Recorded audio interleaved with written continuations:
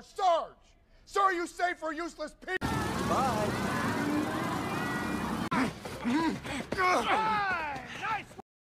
Assalamualaikum warahmatullahi wabarakatuh. Kembali lagi bersama saya Ama yang akan membahas sebuah film perang yang diangkat dari kisah nyata yang diperankan oleh Andrew Garfield yang membintangi film Amazing Spider-Man juga. Oke, langsung saja ke videonya. Let's go, let's go, let's go, let's go.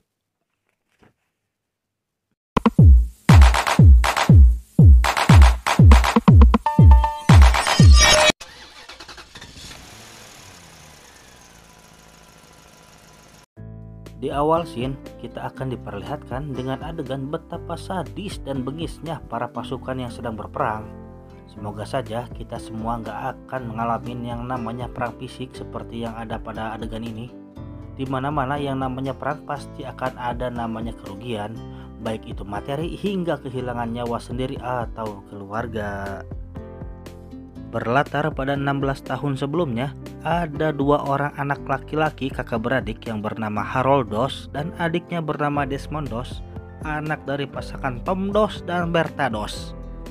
Tom Doss adalah seorang pensiunan Perang Dunia I yang sekarang hobinya mabok baik karena depresi. Ketiga teman masa kecilnya telah tewas pas Perang Dunia I, sedangkan anak-anaknya dan sang ibu adalah penganut taat agama Kristen Advent. Maklum, namanya juga anak-anak, kadang akur, kadang berantem. 15 tahun kemudian, terlihatlah Desmond yang sudah dewasa sedang membersihkan kaca di sebuah gereja. Tiba-tiba ada seseorang yang tertindih oleh sasis mobil ketika sedang membetulkan mobil tersebut. Desmond pun yang melihat paha orang itu terus mengeluarkan darah, segera melepaskan gespernya untuk diikatkan pada paha orang itu agar bisa menghentikan pendarahan tersebut dan langsung dibawa ke RS terdekat dengan mobil warga. Di UGD, Desmond melihat banyak sekali pasien dengan berbagai macam jenis penyakit dan keluhan. Akan tetapi, pandangan Desmond terhenti pada seseorang perawat yang bernama Dorothy. Disitulah benih-benih cinta timbul pada diri Desmond. Entahlah karena paras cantiknya atau karena punya ilmu pelet tuh cewek. Desmond pun menghampiri Dorothy untuk berpura-pura mendonorkan darahnya sambil ngajak kenalan. Keesokan harinya, Desmond pun berpamitan pada orang tuanya untuk bertemu Dorothy di rumah sakit dan ia pun berniat akan melamarnya pada suatu hari nanti. Jadi konsepnya PDKT terus langsung nikah kali ya. Akhirnya Desmond pun bertemu dengan Dorothy di rumah sakit. Dengan sedikit gombalan yang ia pelajari semalaman, ia berhasil membuat Dorothy tersenyum dan berlangsung ke sebuah bioskop untuk nonton Amazing Spider-Man.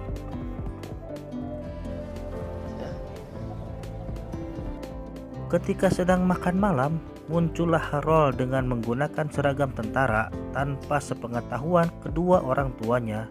Karena mereka pasti nggak bakalan ngasih izin.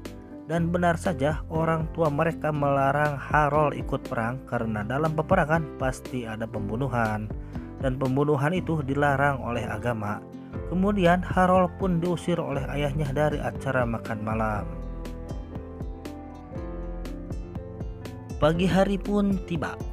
Desmond yang mengantarkan Dorothy pergi kerja bilang bahwa ia akan daftar jadi tentara sebagai petugas medis agar bisa ikut perang tanpa membunuh. Dorothy pun awalnya kecewa karena takut gak dilamar. Tapi setelah Desmond menyatakan akan melamarnya, Dorothy pun mengizinkannya. Jadi para cowok, ya itulah senjatanya. Janjiin aja dulu, janjiin dulu. Kemudian Desmond pun mengabari ayahnya bahwa ia telah daftar tentara. Ayahnya pun kecewa karena ia takut harus mengunjungi makam anaknya yang tewas dalam perang. Hari pergi ke barak pun tiba. Dorothy memberikan satu buah Alkitab yang di dalamnya ada foto dia. Ya pacaran zaman dulu lah, gimana gitu. Desmond pun tiba di tempat pelatihan militer. Dan ia pun berkenalan dengan rekan-rekan satu baraknya yang tentu saja semuanya adalah tentara yang masih baru dan belum pernah berperang. Tiba-tiba muncullah Sersan Howell untuk melihat, berkenalan, dan mengetes mental mereka dengan cara marah-marah. Desmond pun tak luput dari bentakan Sersan Howell. Kemudian Sersan Howell pun memerintahkan para prajurit berbaris di luar untuk belajar membuat tali sampul dan dilanjutkan dengan latihan fisik. Akan tetapi, ketika para prajurit diperintahkan untuk mengambil senjata, hanya Desmond lah yang gak mau megang senjata. Desmond pun dibawa ke hadapan Kapten Glover oleh Sersan Howell dan disebut sebagai penentang perang karena gak mau megang senjata. Namun Desmond menentang semua pernyataan dari Sersan Howell. Menurutnya ia bukan penentang perang, dan ia pun daftar menjadi tentara sebagai petugas medis. Pernyataan dari Desmond pun tak diterima oleh sang kapten, dan Desmond akan dikenakan pasal 8 sebagai prajurit dengan gangguan kejiwaan agar dikeluarkan dari militer. Sersan Howell pun mengolok-ngolok Desmond di hadapan para rekan-rekannya sebagai penentang perang, dan dipastikan bahwa Desmond akan berada dalam waktu singkat di sana. Kapten Daniels pun mencoba ngobrol empat mata dengan Desmond untuk mengetahui ada apa yang sebenarnya di dalam diri Desmond. Setelah beres, Kapten Daniels pun menghadap ke Kapten Glover dan menjelaskan bahwa Desmond tidak bisa dikenakan pasal 8 karena sebuah keyakinan. Namun Desmond bisa menjadi petugas medis asalkan Desmond menyelesaikan semua latihannya. Kapten Glover pun kesal dan memerintahkan Sersan Howell untuk menghukum unitnya Desmond di dapur dan lari sejauh 30 km. Makes me sick see you feel sorry for yourself. Get your heads right. Ketika malam tiba, Desmond yang sedang tidur pun dihajar sampai babak belur oleh rekannya yang lain karena kesal telah dihukum akibat kelakuannya Desmond. Pagi pun menjelang. Sersan Howell yang datang ke barak melihat Desmond babak belur meminta Desmond untuk keluar saja dari barak dan mengundurkan diri secara halus. Namun Desmond menolak hal itu. Ketika ditanya siapa orang yang telah memukulinya, Desmond menjawab karena terlalu banyak bergerak ketika tidur. Hal inilah yang membuat Smithy kagum terhadap Desmond. Dan Sersan Howell pun tertegun. Hari cuti yang dinanti pun datang. Desmond pun sangat senang karena nanti siang ia akan segera menikahi Dorothy.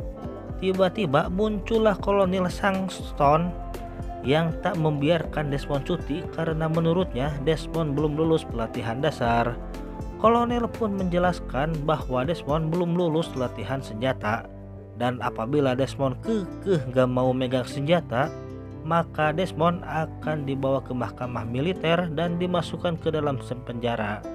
Tak peduli kalau dia akan menikah. Pernikahan pun batal, tapi Dorothy tetap yakin bahwa ini bukanlah kesalahan Desmond, dan Desmond pun dipenjara. Yes, benar si Dorothy. Kapten Glover pun mengunjungi Desmond di penjara dan berusaha meyakinkan Desmond untuk mau mengangkat senjata saat berperang. Namun Desmond tetap menolak. Kapten Glover pun meminta agar Desmond mengaku bersalah saat sidang di mahkamah militer agar Desmond bisa dipulangkan saja daripada membusuk di penjara lah. Kasihan. Merasa telah gagal meyakinkan Desmond, Kapten Glover pun meminta Dorothy yang bicara langsung. Namun Desmond tetap teguh pada pendiriannya dan Dorothy pun mengerti. Emang benar taat si Desmond. Dorothy pun menelpon orang tuanya Desmond dan memberitahu bahwa Desmond akan dibawa ke mahkamah militer sebagai penentang perang dan akan dipecat secara tidak hormat, yang apabila Desmond tidak merasa bersalah maka Desmond akan dimasukkan ke dalam penjara. Ayahnya Desmond pun pergi ke sebuah markas dengan pakaian atau seragam Perang Dunia I lengkap dengan tanda jasanya untuk menemui atasannya ketika dulu masih berperang di Perancis. Tujuannya adalah untuk meminta bantuan agar anaknya terbebas dari hukum. Sidang pun dimulai. Desmond pun dituduh sebagai penentang perang karena tidak mau mengangkat senjata dan bisa membahayakan prajurit lainnya. Namun hal ini dibantah oleh Desmond yang mengatakan bahwa ia bersemangat sebagai petugas medis di medan perang dengan bahaya yang sama. Ketika Pak Hakim akan ngetok palu dan ngambil keputusan, muncullah ayahnya Desmond dan memberikan surat yang isinya adalah menolak mengangkat senjata bukanlah sebuah penentang perang, dan surat ini ditandatangani oleh Jenderal Mulgrove, komandan perang dari Washington. Dan akhirnya Desmond pun dinyatakan tak bersalah dan bisa memulai pelatihan sebagai petugas medis. Berkah sabar. Akhirnya Desmond dan Dorothy pun menikah. Kemudian you know. Okinawa 1945.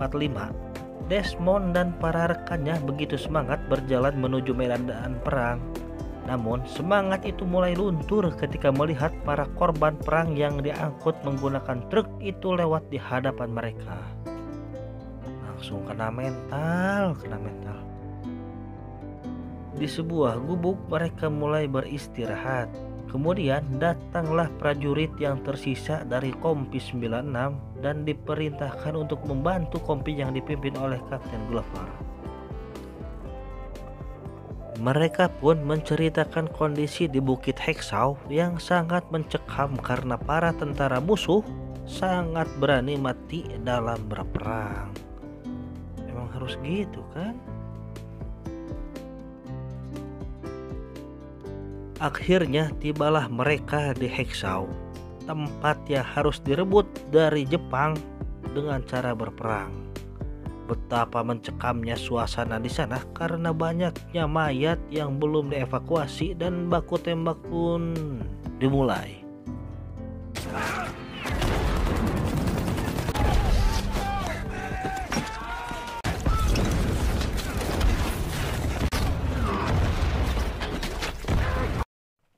Peperangan pun terjadi dengan begitu sengit dan banyak korban berjatuhan dari kedua belah pihak.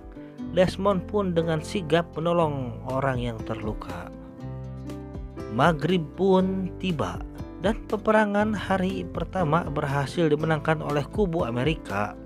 Ketika para prajurit mulai akan beristirahat, Desmond masih tetap bekerja dengan mengumpulkan para korban yang terluka.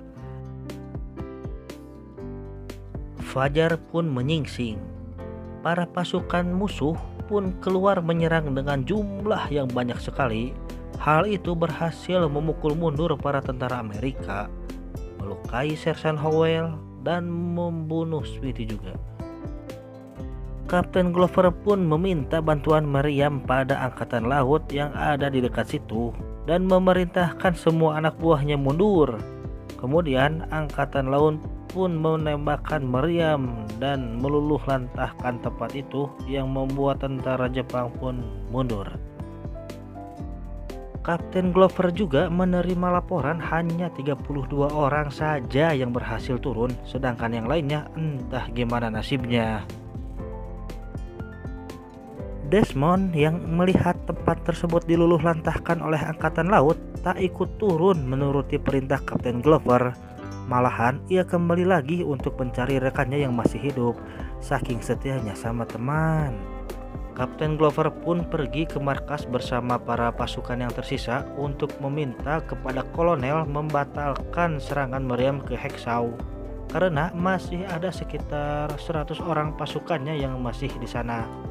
Kapten pun memerintahkan 2 orang pasukan untuk berjaga di bawah tebing Hacksaw, takut ada apa-apa gitu. Dan tanpa diduga-duga, Desmond pun menurunkan satu persatu rekannya yang masih hidup dan dilanjutkan oleh petugas yang berada di bawah untuk membawanya ke tenda darurat agar mendapat perawatan medis. Lebih dari 12 jam Desmond melakukan hal tersebut hingga tangannya berdarah karena gesekan tambang pada tangannya. Ketika ia merasa lelah, ia akan berdoa kepada Tuhannya, "Give me one more. Give me one more," atau berikan saya satu lagi, itulah kurang lebih.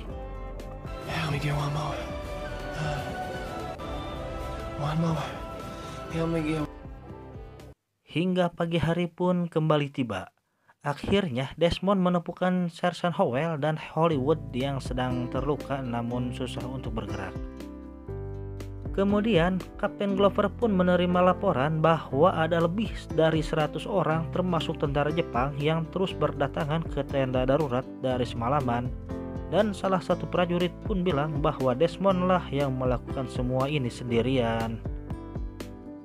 Tibalah giliran Sersan Howell yang akan diselamatkan oleh Desmond.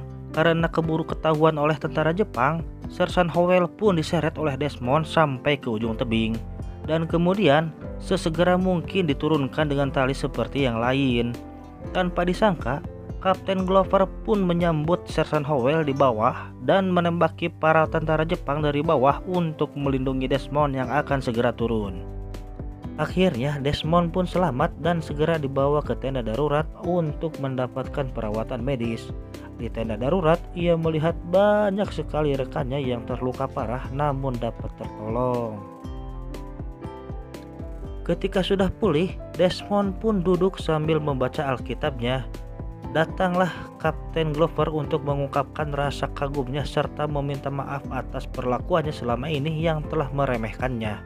Selain itu, Kapten Glover pun meminta Desmond untuk ikut berperang esok hari karena semua pasukan gak mau pergi kalau Desmond gak ikut. Apa yang dilakukan Desmond kemarin mereka menyebutnya mukjizat. Hari H pun tiba. Sebelum pergi berperang, Desmond pun tak lupa untuk berdoa kepada Yang Maha Kuasa terlebih dahulu agar diberi keselamatan dan kemenangan. Setelah itu, pasukan Amerika pun menggempur pasukan Jepang secara habis-habisan yang membuat pasukan Jepang pun akhirnya menyerah. Namun, kaki kanan Desmond terluka parah setelah menendang granat dan granat tersebut meledak dekat kakinya. Desmond pun segera ditandu, Hacksaw pun berhasil direbut dan film pun udahan. Filmnya benar-benar ngeri nih. Pas peperangannya berasa lihat perang secara live gitu. Adegan pemerannya total banget lah. Oke, segitu aja lah dari saya. See you next video dan wassalamualaikum warahmatullahi wabarakatuh. Bye bye bye bye.